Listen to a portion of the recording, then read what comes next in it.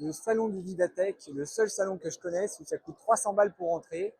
Alors, bon, il y a beaucoup de monde, c'est très sympa, ça se passe à Paris, ça parle de technologie, évidemment, ça parle d'intelligence artificielle ou en tout cas de tout ce qui est une technologie intéressante aux yeux d'une économie comme la nôtre.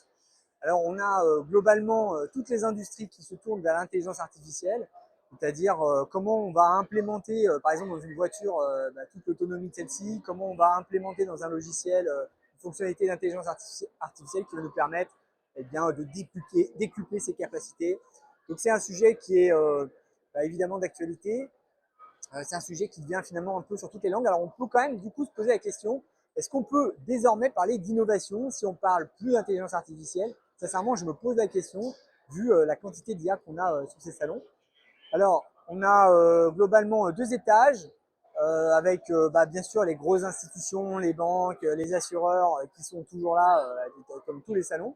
Et puis, on a évidemment plein d'acteurs, on va dire des ETI, hein, des sociétés de taille intermédiaire, qui ont des logiciels innovants, très intéressants. Et puis, on a aussi des toutes petites sociétés qui ont énormément du mal à on va dire, à tirer leur épingle du jeu parce que je ne sais pas combien il y a d'exposants là-dedans, mais c'est juste infernal. On n'arrive même pas à savoir vers qui on doit s'adresser, qui on doit aller voir, tellement il y a d'acteurs. Voilà. Bon, à voir si c'est à refaire. En tout cas, pour moi, ça ira.